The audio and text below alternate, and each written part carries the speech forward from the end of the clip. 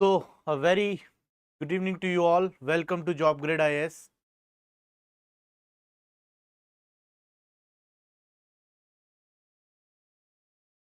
Welcome to Job Grade IS. Sorry for being late because of continuous sessions. I had orientation sessions. I had classes on. I have paid batches, batch classes. Even I am going to take one more session in the evening after classes. So I got a little bit lesser time to spend on YT.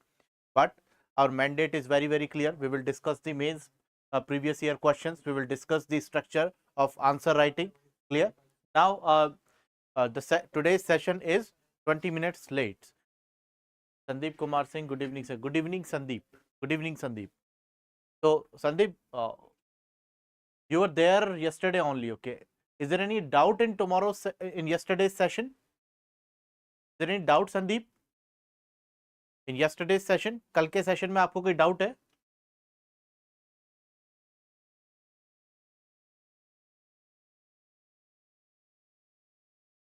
Okay. So let me tell you again the mandate of the Mains Enrichment Program. Is it not to write a lot of answers? That is one of the component of the program. It is the build the answer, the answer building. Answer building is much more important than answer writing, right? And how will you excel in the answer writing at this point of time? At this point of time, we will analyze a lot of PYQs. Sir, just physics. Hello, just physics. Sandeep Kumar Singh, no doubt. Good, good. So what I was discussing about, we are here to build the answer. We are not here to write the answers.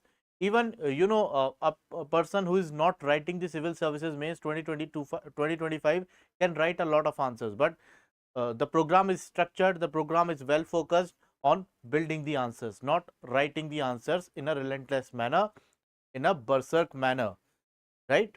Don't go on these kind of postulates that if you will write 1000 answers or 2000 answers for mains examination, you will definitely clear the answer. Yes, with practice you will have an edge, but if you don't know the core concept, the building of the building of answer for the mains examination, you will not be able to excel into the mains examination, right? And I told you yesterday only that there is no examination like the mains examination. Mains examination is the backbone of UPSC civil services, right? It's a merit based system. It decides your merit. It decides your merit.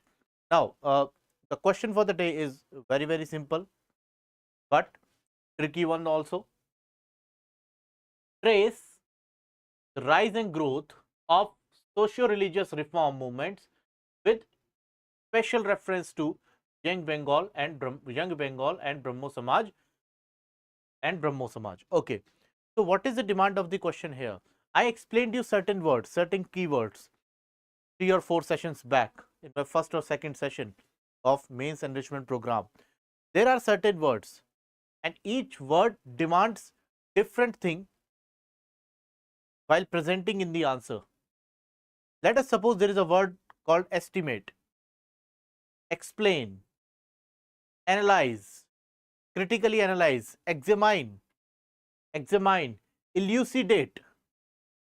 These are certain words that demands different aspect of one single question. Let us suppose you replace the word trace with critically examine or critically analyze. Then the answer will be different. But the word trace is new here. The word trace is something that I did not explain it to you. So what is the meaning of trace? What is the meaning of trace?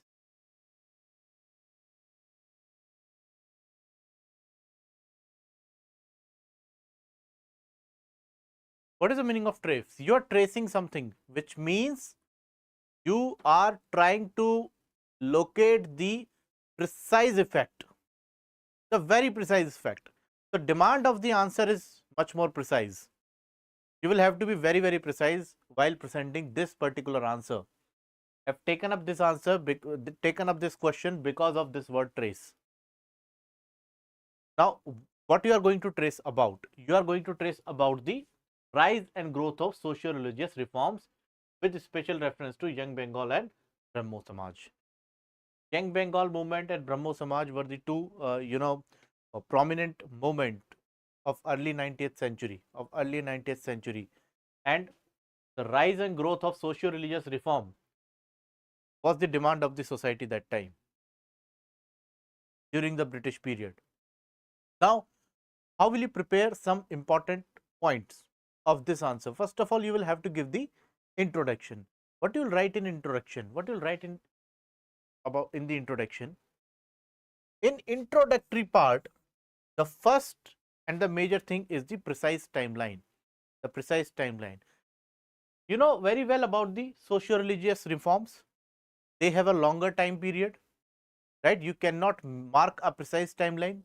There are many years, right? Like let us suppose 1878, 1853. There are many years, right? So here you will mention the 19th century. This is the precise time which is required in this answer. So in introduction, you will write the beginning of the 19th century. The beginning of the 19th century witnessed the birth of a modern vision among some enlightened personalities of Indian society, including Raja Ram Mohan Roy and Henry Derazio. Henry Vivian Derazio. The full name is Henry Vivian Derazio. Initiated new era of social reforms. Let me clear you one thing, why I mentioned these two names, Raja Ram Mohan Roy and Henry Derazio, because they are asking with special reference to Brahmo Samaj and Young Bengal movement. Now, why I am introducing these points in the introduction only? Because you don't, once you have given a very good brief introduction, you don't need to write again and again these 2 points, these 2 names while presenting the body of the answer. So again I am reading for you. The beginning of the 19th century witnessed the birth of modern vision among the some enlightened personalities of Indian society, including Raja Ram Mohan Roy and Henry Derazio, who initiated new era of social reforms. And what kind of social reforms you wanted that time?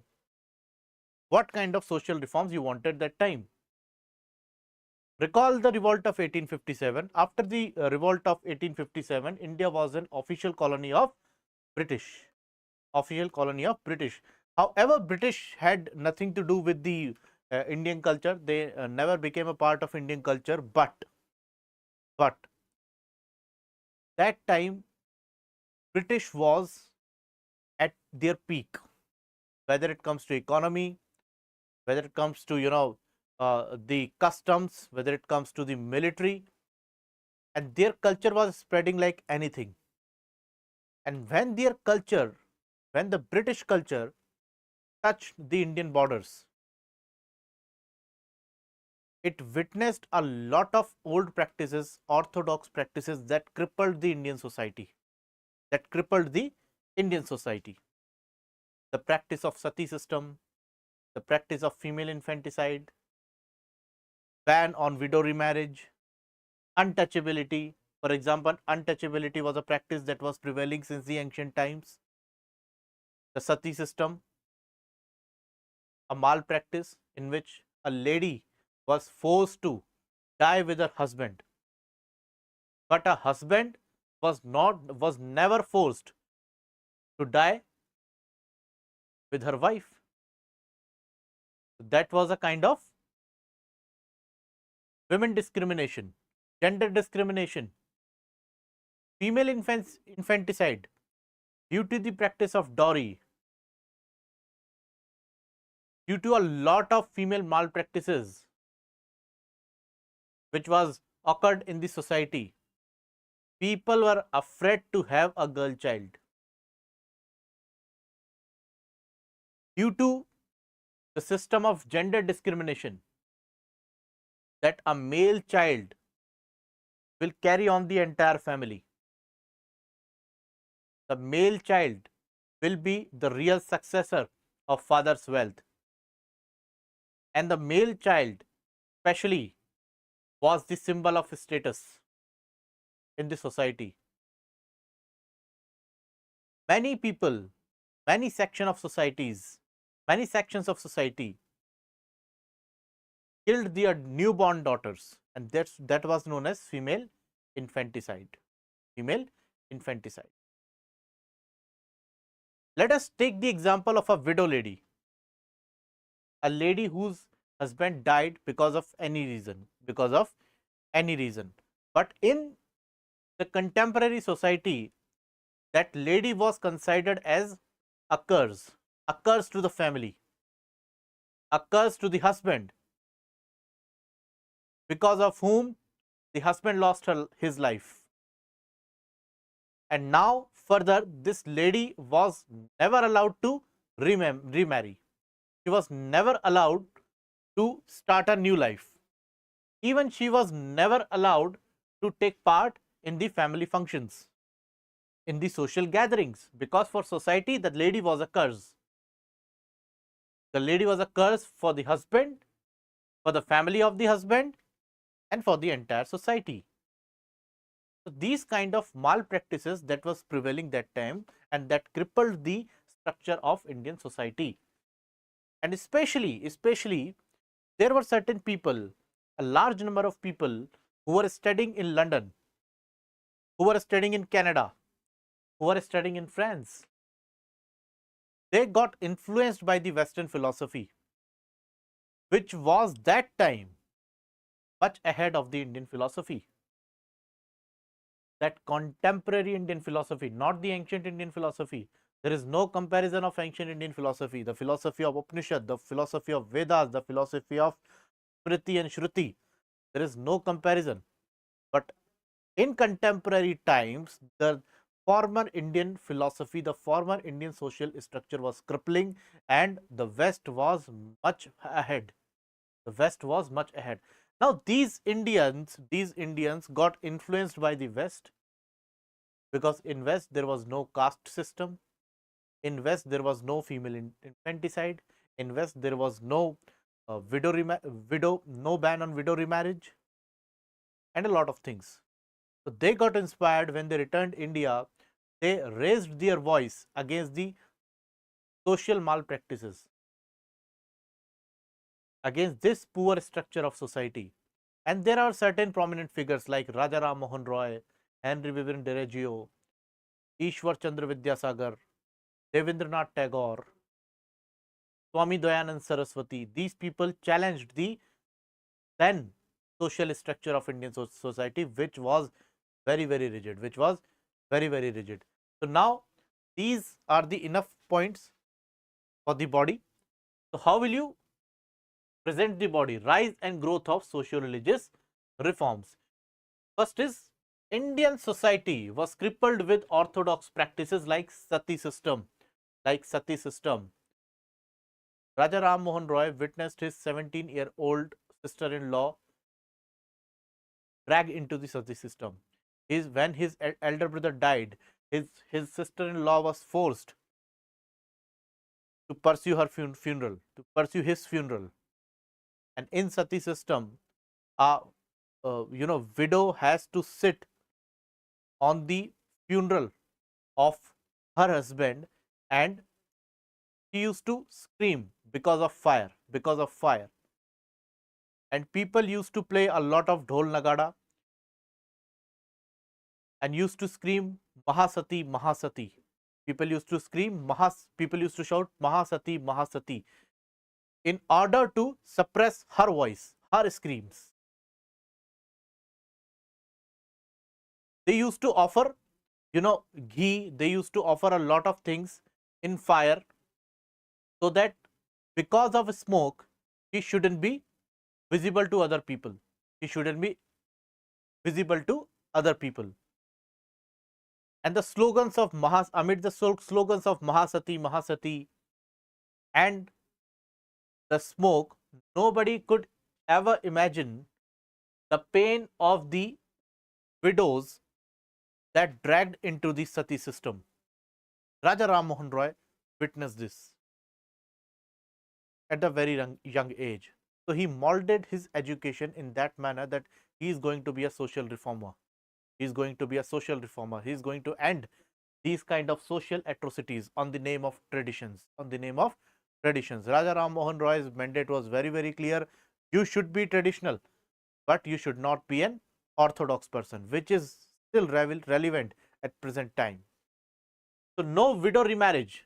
I explained you. Infanticides, especially the female infanticides.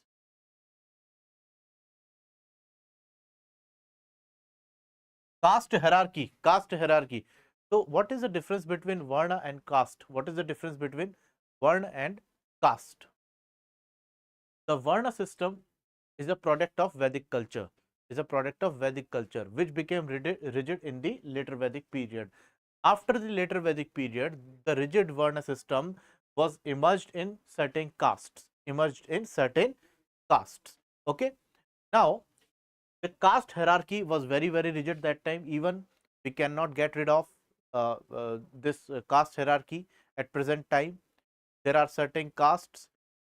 At present time, we have seen a lot of caste-based politics. Even government of India is ready to do a caste-based census, right? Because of this prevailing culture of caste system. So the caste hierarchy was very rigid. The practice of untouchability, which was prevailing since the ancient times.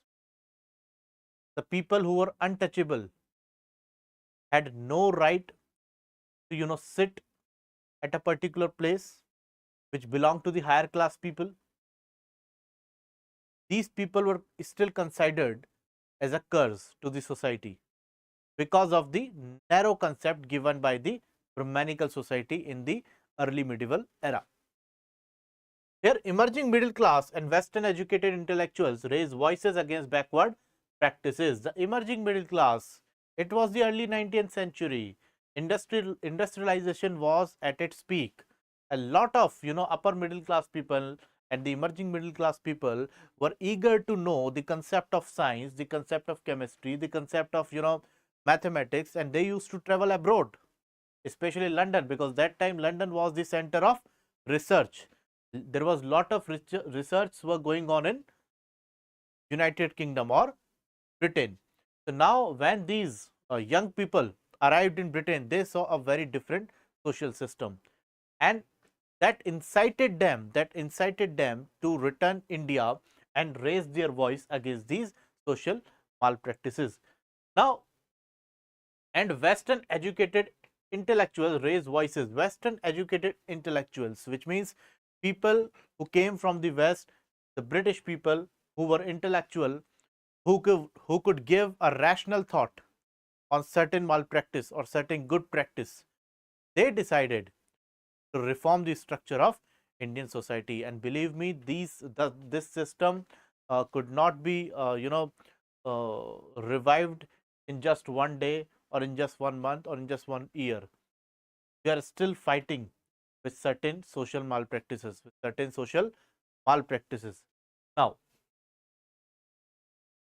Now, most of these reforms started in Bengal and Bombay presidency and gradually moved towards other parts of the empire. Why Bengal and Bombay presidencies were so much important? Why not Madras presidency? Because people of South India had a greater intellect, they had a different culture. People from North and the East had followed a lot of practices that prevailed in our country since the ancient time. And when these systems became rigid, then the people from North and East became a prey of social malpractices. They started doing social malpractices. Yes, there were certain social malpractices in the South India, but they were very less. They're very less.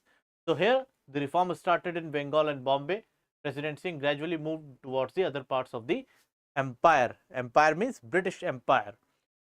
Now, reforms started with women orientation. The main focus was on women. Main focus was on female because of the prevailing sati system, because of the prevailing ban on widow remarriage, because of a lot of things, especially the female infanticide. So people from the West and people who were educated from the West wanted to improve the condition of women, be it sati system, be it female infanticide. But later on, there were a lot of issues emerged that became socially important, and the system were inheritances, caste and religion. Caste and religion. I cannot, drink. I cannot take water from certain well because I belong to the lower caste.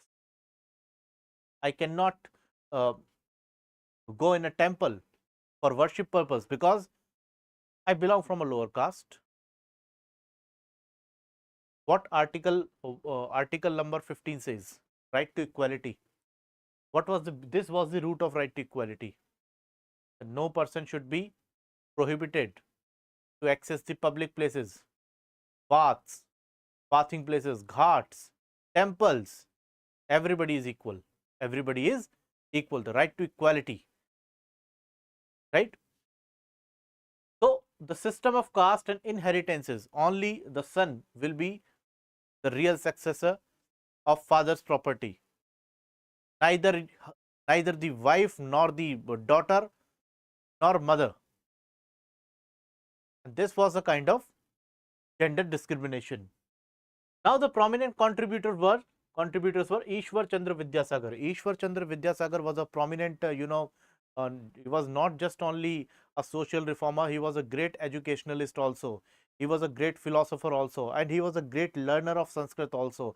Even, at very young age, when he was in school, he was so well versed in Sanskrit that his school gave him the degree as an Acharya of Sanskrit. He was very well versed in Sanskrit, and he was an ardent follower of Vedic society. He was against the ban on widow remarriage. He married his only son to a widow.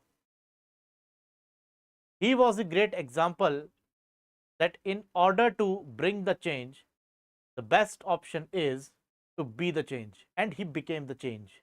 He married his son with a widow. By his efforts, a lot of girls' schools were established in Calcutta and nearby places. Abhishek Mishra, Vidwa, Punarviva, Ishwar Chandra Vidyasagar. Very good, Abhishek Mishra. I am getting your point. He opposed the ban on widow remarriage. On widow remarriage. So by his efforts in 1853 or 1856, Widow Remarriage Act passed. Now by law, the widow were eligible to get remarry and to start a new life. Next was the most prominent figure was Dayanand Saraswati, whose childhood name was Mool Shankar. Dayanand Saraswati was not a follower of idol worship because of an event occurred with him in his childhood. He was sick and he visited a Ganesha temple. He saw a mouse which was mounting on Lord Ganesha's idol, and he developed a psychology: if a idol cannot protect itself, how it will protect me? Which means God is not in just idol. God is everything. And he gave the slogan, go back to Vedas. And he established Arya Samaj, which is still, fighting against the social malpractices even at present times. So Swami Dayanand Saraswati, he established Arya Samaj, and there is one very famous event related to Swami Dayanand Saraswati. He was on his way on Jodhpur, the erstwhile Marwad. He was invited by the king of Marwad, and he saw the king of Marwad himself was indulged in a lot of social malpractices. And when he issued his sermon in a public meeting, he openly criticized the king of Marwad. But later on, he was poisoned by some of his servant. And he died at Ajmer. So, but his contribution, he issued a book, he compiled a book which was known as Satyarth Prakash. Arya Samaj he established in the year of 1875. 5. Another prominent figure was Devendranath Tagore. Devendranath Tagore, he always struggled with the social malpractices, and Devendranath Tagore, he associated himself with the Brahmo Samaj. I have taken up this example, Devendranath Tagore, because he associated himself with Brahmo Samaj, and Brahmo Samaj was established by Raja Ram Mohan Roy. And under Brahmo Samaj, he established one society which is known as the Tattva Bodhini Sabha. Tattva Bodhini Sabha. Tattva Bodhini Sabha. Swami Dayanand Saraswati established Arya Samaj. Arya Samaj. And Ishwar Chandra Vidyasagar, he established a great number of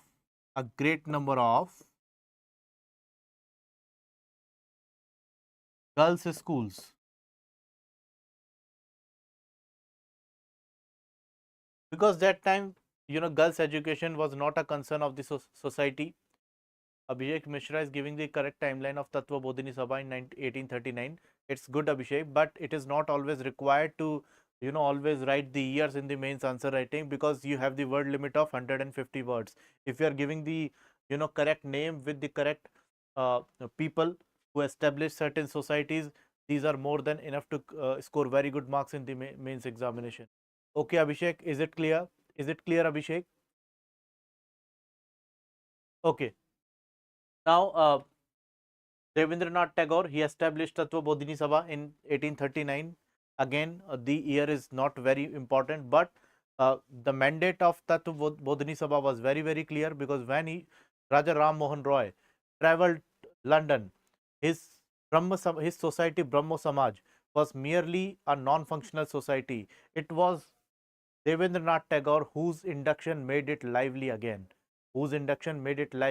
He discussed upon a lot of things, upon the social malpractices, the condition of women, the concept of God, the concept of universe. He discussed upon a lot of things. So his contribution cannot be forgotten when it comes to the social reforms in the Indian society. Now, Sir Syed Ahmad Khan, he started the Ahmadiyya Andolan, which was focused to end the malpractices in the Muslim society. It's the mandate is very, very clear.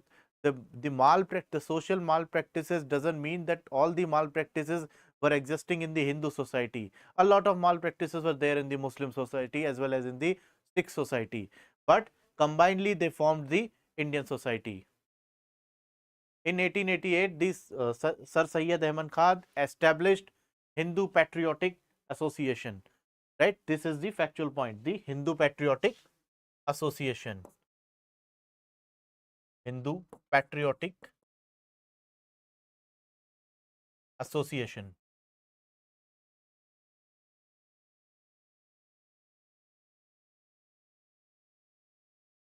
Okay.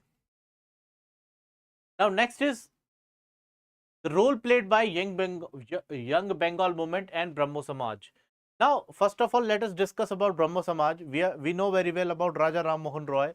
The title Raja was given by the British Crown because of his excellent work for the Indian society, and by the efforts of Raja Ram Mohan Roy in 1856, Lord William Bentinck abolished the sati system. It was only because of the efforts of Ram Mohan Roy. Now, he established Brahmo Samaj, and the mandate of Brahmo Samaj was the worship of one single God. The worship of one single God. Raja Ram Mohan Roy opposed the idol worship. He even opposed the concept of reincarnation. He emphasized on the importance of Vedas. He emphasized on the importance of Vedic culture, and he compiled one book. He published one book. Abhishek Mishra, Young Bengal Movement, Henry William Derazio. Good. We'll come on it later, Abhishek. So let me explain you first about the Brahmo Samaj. The Brahmo Samaj was established by Raja Ram Mohan Roy. Raja Ram Mohan Roy was a prominent figure of social reforms in Indian society, and he gave a concept of gave a concept of monotheism, which means God is only one. There is only one entity, God. He discarded the importance of incarnation, the concept of idol worship, and there are many things which were prevailing in the erstwhile Hindu society, and by his efforts, the sati system got abolished by Lord William Bentinck. But but what is the contribution of uh, Henry Vivian Derezio? He was a professor. Vivian Derezio was a professor of philosophy in Hindu College of Calcutta. Hindu College of Calcutta. And after the death of Raja Ram Mohan Roy, and when Devendranath Tagore left the Brahmo Samaj, he came into the existence and he followed a radical approach of social reform. He always emphasized on importance of rational thoughts, And what are these rational thoughts? What are the rational thoughts which were emphasized by Henry Vivian Derezio? Which means a creative thinking, which means every single thought must have a logic reason. Why are you doing idol worship? Derezio asked, give me a reason, give me a logical reason. I will accept the concept of idol worship. Why there is ban on widow remarriage? Give me the concept that widow women is a curse to the society. I will accept that she is a curse to the society. He always emphasized on the rationalism, on the concept of rationalism, and that was his radical approach. He was not like that. He was he was speaking something and he was giving certain speeches out of fervor due to aggressive mindset. No, he was a very rational person. Though he lost his life at a very early age, but his society, the Young Bengal movement, did a lot of works. For the women empowerment, against the caste system, against the concept of untouchability, against the girls' education, right? The Young Bengal movement focused on thinking freely and rationally, question all authority, love liberty, equality and freedom, liberty, equality and freedom, and opposed decadent customs and traditions while support women's right and education. And this was the concise concept. That I narrated you. Okay. Now, the next is Brahmo Samaj was committed to prayers, meditations, and readings of the Upanishads, which were to be forms of worship and no graven images, statue, or sculpture, and it was against idolatry. And this is the same thing I explained you. This is the same thing that I explained you. He was against the idol worship and he emphasized on the importance of Vedic society. Now, Upanishad is one of the key concept of Vedic literature, of Vedic society. What are Upanishads? Upanishads are the philosophical texts. They are the philosophical texts. They discuss about the concept of metaphysics. They discuss about the concept behind the reason of Big Bang. They discuss the concept behind the reason of life and death. They discuss the concept about the enlightenment, the soul, the moksha, right? This was the mandate of Upanishads, and Raja Ram Mohan Roy emphasized on this. The form of worships, no graven images, which means no sculpture, no graven images, and no idolatry, which means according to Raja Ram Mohan Roy and according to Brahmo Samaj, the God is formless. The God is formless. You can, worship him at any place, at any condition, at any, cost, right? Everything is acceptable to God. Everything is acceptable to God. Brahma Samaj was committed to prayers, the meditation, even meditation was the key concept of Vedic culture, right? Indians taught meditation to the entire world, right? The entire world was unaware of the power of meditation until Indians taught them to them. The readings, okay. Next is Brahmo Samaj gave importance to women, equality, girl child education, and monotheism and purification of Hinduism. The point is very simple, right? I have narrated you this point again and again. While I'm narrating these points again and again, so that you can get these points in your mind and you can write directly while giving your mock test, while giving the PYQ answer writing, right? So it's better to listen carefully. Next, what you will write in conclusion? What you will write in conclusion? I have told you many times that the point there is no, you have no choice while writing the conclusion, that your conclusion must satisfy the points of the body, and it should be a concise and precise summary of the points that you mentioned in the body. Now, the social reforms in 19th century helped in evolution of Indian society that shaped the foundation of Indian national movement in 20th century and beyond. How it shaped the my question is how the social, let us suppose this is not conclusion, right? This is conclusion of the of this answer of this question, but I can again ask one question from this conclusion, from this point, that how in social reforms in 19th century helped to lay down the foundations of Indian national movement in 20th century and belong. Think and answer. I want your answer in the comment box. By the way, I always ask question the app and on the YouTube, but I've never asked any question from any of you while practicing the answer writing. So can you answer the question? Can you answer the question? How social reforms of 19th century laid down the foundation of Indian national movement? How?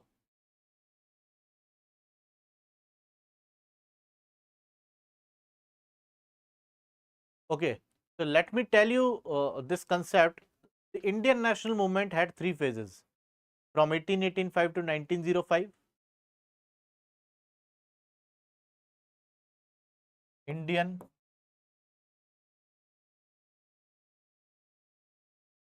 national movement. It has three phases. Phase 1,